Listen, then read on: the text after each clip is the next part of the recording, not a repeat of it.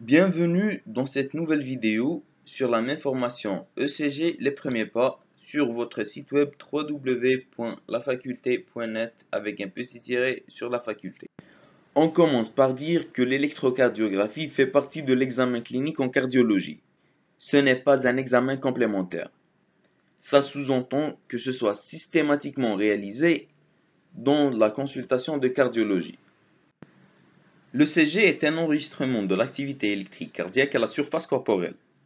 Ça veut dire de manière assez éloignée. Et quand on dit activité électrique, ça sous-entend qu'elle respecte les lois universelles de l'électricité. Parmi ces lois, on va utiliser aujourd'hui la loi de l'unipolaire pour expliquer l'aspect des ondes positives et négatives sur le tracé de l'ECG. Que dit cette loi? On va commencer par représenter notre électrode récepteur par cette flèche. Tout courant électrique qui se dirige vers cette électrode va se représenter par une onde positive sur le tracé de l'ECG. Au contraire, tout courant électrique qui s'éloigne de cette électrode va s'enregistrer sous forme d'une onde négative sur ce même tracé. Pourquoi est-ce important? Parce que ça va nous aider dans un premier temps pour comprendre le principe de l'ECG, puis plus tard, ça va nous aider pour comprendre comment on calcule l'axe électrique du cœur. Comme déjà dit, cet enregistrement est à distance par rapport au cœur qui est un organe intrathoracique intramédiastinal. Pour cela, il faut avoir plusieurs électrodes déjà et avoir une disposition bien précise sur le thorax pour enregistrer la diffusion du courant électrique cardiaque dans ses différents sens. La chose qu'on va étudier et expliquer dans les diapos qui suivent. Avant d'arriver à l'enregistrement, il faut respecter quelques conditions. La première des choses, le patient doit être torse nu, tout simplement parce que on va déposer les électrodes directement sur la peau et pas sur les vêtements.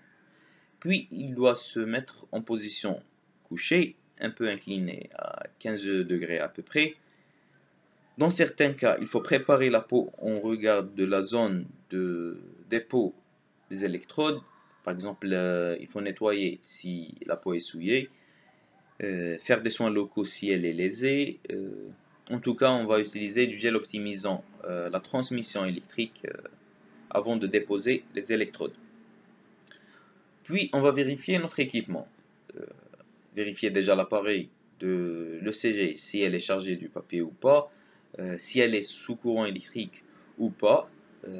On va vérifier les câbles des électrodes, les ventouses si nos électrodes sont à ventouses, les pinces.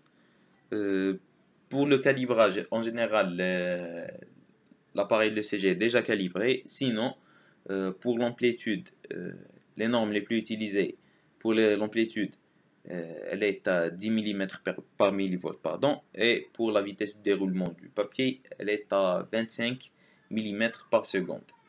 Comme déjà dit, on va essayer d'enregistrer l'activité électrique cardiaque à différents endroits de la surface corporelle pour mieux comprendre le tracé de l'ECG. Pour cela, on a deux types d'électrodes. On a les électrodes périphériques qui sont placées sur les quatre membres et qui explorent le cœur sur un plan frontal. On a un deuxième type d'électrodes qui sont les électrodes précordiaux et qui sont placées sur le thorax du patient pour explorer le plan transversal du cœur.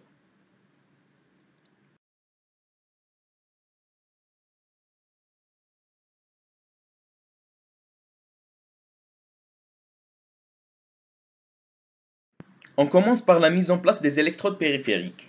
Pour cela, on va prendre la route et visiter une ville touristique en Algérie, qui est la ville de Gigel, avec un moyen mnémotechnique pour faciliter la mémorisation des choses, qui est route nationale vers Gigel.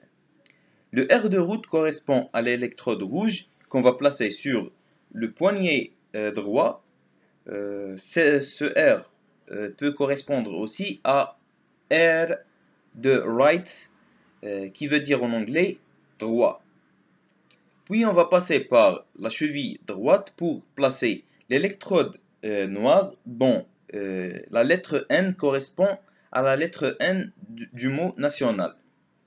Après cela, on va visiter la cheville gauche pour placer l'électrode vert dont le V correspond au V de vert sur notre moyen mnémotechnique. Et enfin, on va arriver à notre destination finale, qui est la ville de Gigel, sur le poignet gauche, dont le J de jaune correspond à J de Gigel. Ces 4 électrodes permettent de former 6 dérivations. On a des dérivations bipolaires formées entre les électrodes des membres et des dérivations unipolaires formées entre le cœur et les dérivations des membres. On commence par les dérivations bipolaires. On a le D1 formé entre le membre supérieur droit et le membre supérieur gauche, le D2 formé entre le membre supérieur droit et le membre inférieur gauche, le D3 entre le membre supérieur gauche et le membre inférieur gauche, et pour les dérivations unipolaires, on a le AVR, le R de right, qui veut dire droit entre le cœur et le bras droit, AVL pour left entre le cœur et le bras gauche, et AVF pour foot entre le cœur et les membres inférieurs. Les électrodes précordiaux vont être placés directement sur la peau du thorax à différents endroits pour mieux capter la propagation de l'influx électrique ou du courant électrique à différents endroits du thorax. Ils sont énumérés du V1 à V6. En réalité, il y en a plus, il y en a jusqu'à V9 avec deux autres électrodes, le V3R et le V4R. Mais l'essentiel, on va parler ici des électrodes du V1 à V6 avec cette dérivation. On commence par le V1. Le V1 est placé au niveau du quatrième espace intercostal droit en parasternal, ça veut dire ici. Le V2 est placé dans le même niveau, mais de l'autre côté, ça veut dire le quatrième espace intercostal gauche en parasternal, ça veut dire ici. Le V3 est placé par rapport au V2 et V4, alors on va placer le V4 d'abord.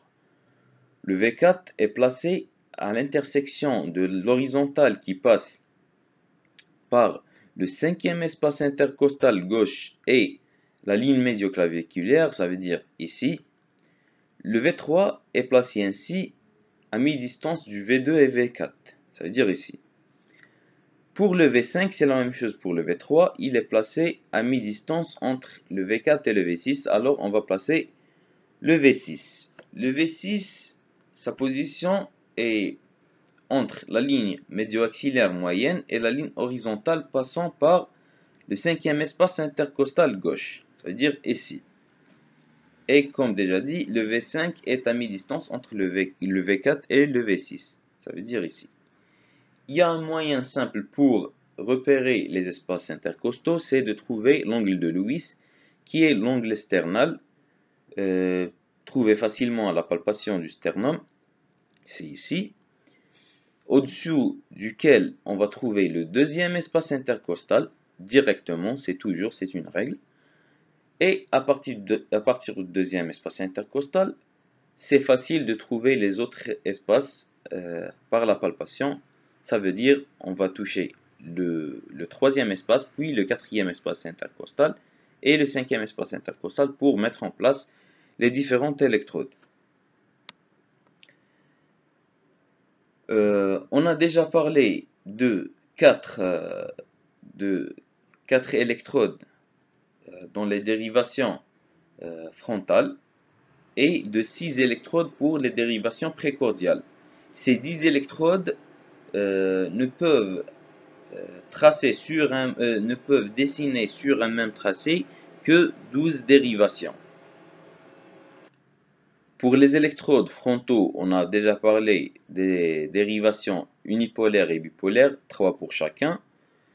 Et pour les dérivations précordiales, pour chaque électrode précordiale, on a une dérivation. Ça veut dire pour le V1, on a une dérivation pour V2, pour V3, V4, V5 et V6. Ces dérivations, chacune explore un territoire où tout groupe de dérivation explore une région du cœur, une région électrique du cœur. Pour le ventricule droit, c'est le V1 et le V2.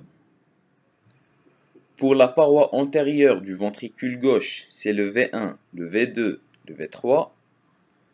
Pour l'apex du ventricule gauche, c'est le V4. Pour la paroi latérale basse du ventricule gauche, c'est le V5 et le V6. Pour la paroi latérale haute du ventricule gauche, c'est le D1 et l'AVL. Et pour la paroi inférieure du ventricule gauche, c'est le D1, le D2 et l'AVF. Pourquoi est-ce important de connaître tout ça? Parce que, par exemple, sur l'ECG, si on trouve une lésion dans des dérivations bien définies, par exemple dans le D2, D3, AVF, on va dire que le territoire de la lésion, c'est la paroi inférieure du ventricule gauche. Et on va craindre des complications particulières ou être orienté vers des étiologies particulières, et ainsi de suite. Notre patient est torse nu, placé en décubitus dorsal un peu incliné à 15 degrés, la peau préparée, le gel optimisant la transmission électrique est en place. On va demander au patient de se relâcher au maximum et on va vider ses poches de toute matière métallique, par exemple le téléphone portable, les clés ou toutes sortes de matières métalliques, ceci pour éviter et réduire les artefacts. Ensuite, on va enclencher le bouton filtre pour réduire les artefacts de mouvement et améliorer la qualité du tracé.